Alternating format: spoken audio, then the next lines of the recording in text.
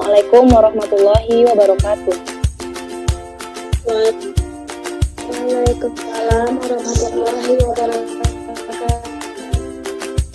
Baiklah, kami dari kelompok 1 yang beranggotakan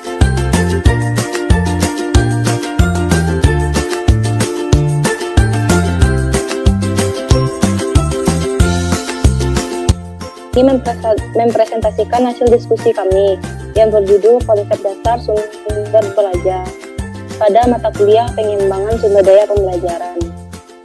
Baiklah, materi pertama yang akan saya bacakan yaitu tentang pengertian dari sumber belajar. Menurut Edgar Dale,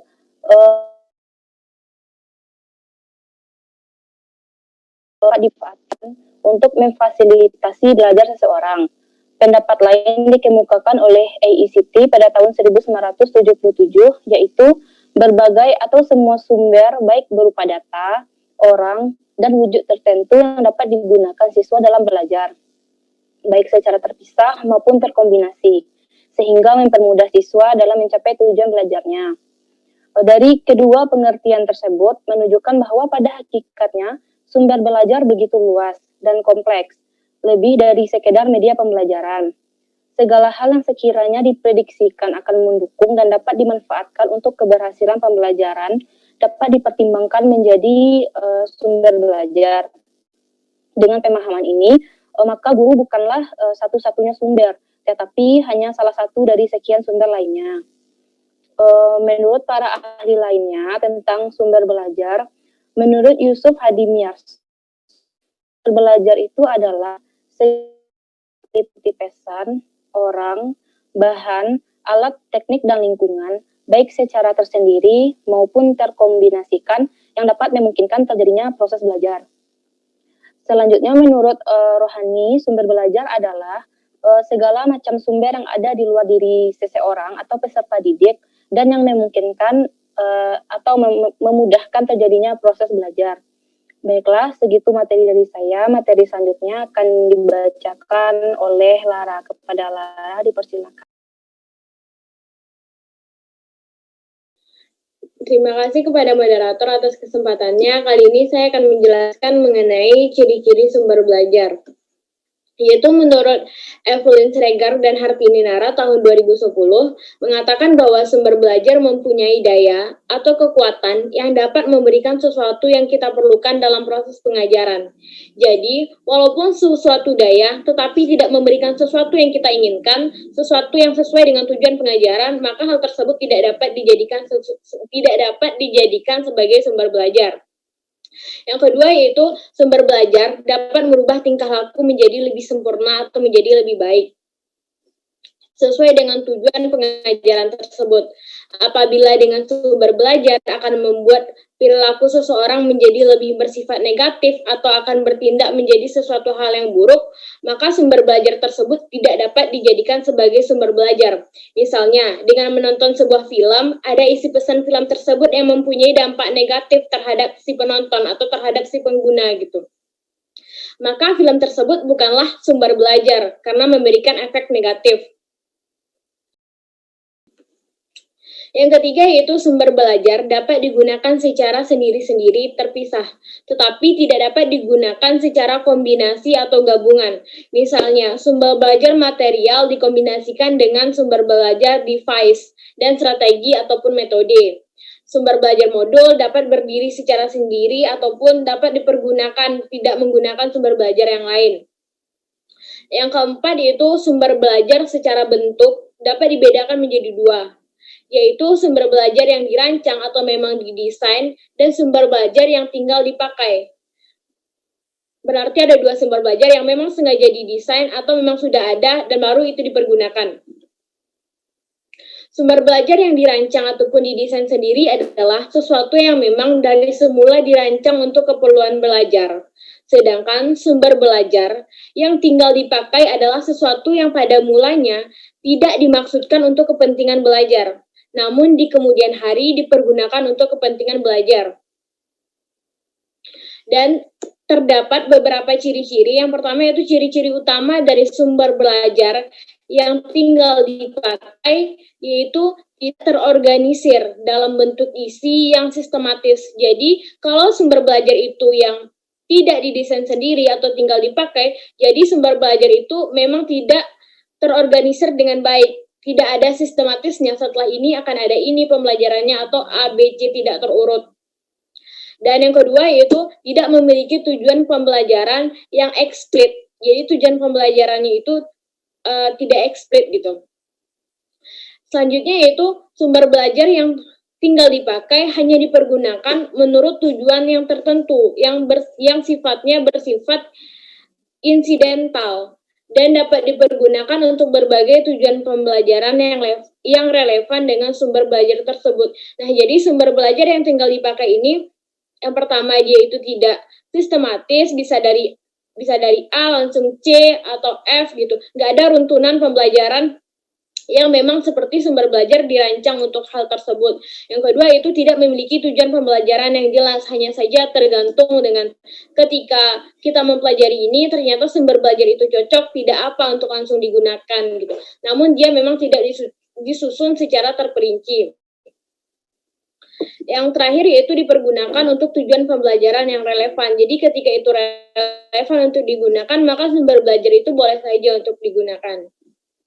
Jadi itulah 4 ciri-ciri utama dari sumber belajar, namun pada dasarnya sumber belajar adalah suatu daya yang dapat memberikan yang kita perlukan, baik itu pengetahuan atau manfaat dalam proses pengajaran yang bersifat positif sehingga dapat merubah tingkah laku seseorang menjadi ke arah lebih baik lagi. Itulah materi yang dapat saya sampaikan mengenai ciri-ciri sumber belajar. Saya kembalikan kepada moderator. Baiklah, terima kasih kepada Lara. Materi selanjutnya akan dibacakan oleh Lili. Kepada Lili, dipersilakan. Terima kasih kepada moderator. Baik, saya akan melanjutkan materi dari Lara, yaitu terkait jenis-jenis dari sumber belajar. Jadi, tadi sudah disampaikan sebelumnya, dari pengertian sumber belajar, itu dapat melahirkan beberapa pembagian dari jenis sumber belajar ini sendiri. Ada yang membagi menjadi 6 jenis sumber belajar, itu dapat dilihat di PPT, yaitu ada yang pertama itu sumber berupa pesan, selanjutnya berupa manusia, yang ketiga bahan, yang keempat peralatan, yang kelima teknik atau metode, dan yang keenam lingkungan atau setting. Secara garis besarnya sebenarnya jenis-jenis dari sumber belajar ini ada 2 macam. Yang pertama yaitu sumber belajar yang dirancang atau disebut juga dengan learning research by design, yakni sumber belajar yang secara khusus dirancang atau dikembangkan sebagai komponen sistem instruksional untuk memberikan fasilitas belajar yang terarah dan bersifat formal. Yang kedua yaitu sumber belajar yang dimanfaatkan atau learning resource by utilization, yaitu sumber belajar yang tidak didesain khusus untuk keperluan pembelajaran dan keberadaannya dapat ditemukan, diterapkan, dan dimanfaatkan untuk keperluan pembelajaran. Dari kedua sumber belajar tadi, sumber-sumber belajar ini dapat berbentuk yang pertama, itu ada berupa pesan. Pesan ini bisa contohnya seperti informasi, bahan ajar, cerita rakyat, dongeng, hikayat, dan sebagainya. Yang kedua itu ada orang. Orang ini bisa berupa guru, instruktur, siswa, ahli, narasumber, tokoh masyarakat, pimpinan lembaga, tokoh karir, dan sebagainya. Dan yang ketiga yaitu bahan.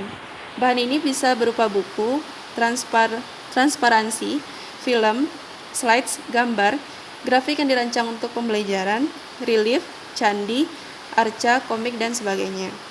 Yang keempat itu ada sumber belajar berupa alat atau perlengkapan.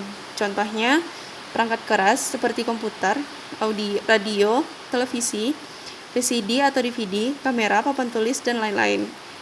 Yang kelima itu ada pendekatan, metode atau teknik. Itu bisa berupa diskusi, seminar, pemecahan masalah, simulasi, permainan, percakapan biasa, dan lain sebagainya. Dan yang keenam itu ada sumber belajar berupa lingkungan. Contohnya apa? Yaitunya ruang kelas atau studio, perpustakaan, aula, taman, kebun, pasar, toko, dan tempat-tempat lainnya yang bisa dijadikan sebagai sumber belajar. Jadi dari berbagai jenis sumber belajar tersebut, pada dasarnya tidak boleh dilihat secara parsial, hendaknya dipandang sebagai satu kesatuan yang utuh dalam sebuah proses pembelajaran. Semua jenis sumber belajar yang memang sesuai perlu dipertimbangkan demi tercapainya pembelajaran yang lebih baik. Dengan demikian diharapkan akan berdampak positif terhadap hasil pembelajaran siswa. Mungkin itu saja materi dari saya, dikembalikan kepada moderator. Baiklah, terima kasih kepada Lili. Materi selanjutnya akan dibacakan oleh Putri. Kepada Putri dipersilakan. Terima kasih kepada moderator. Materi selanjutnya yaitu tentang manfaat sumber belajar. Sumber belajar sebagai komponen dalam proses belajar mengajar mempunyai manfaat sangat besar, sehingga dengan memasukkan sumber belajar secara terencana, maka suatu kegiatan belajar mengajar akan lebih efektif dan efisien dalam usaha pencapaian tujuan instruksional yang telah ditetapkan. Implementasi pemanfaatan sumber belajar di dalam proses pembelajaran sudah tercantum dalam kurikulum saat ini, bahwa proses pembelajaran yang efektif adalah proses pembelajaran yang menggunakan berbagai ragam sumber belajar. Manfaat dari sumber belajar diantaranya yaitu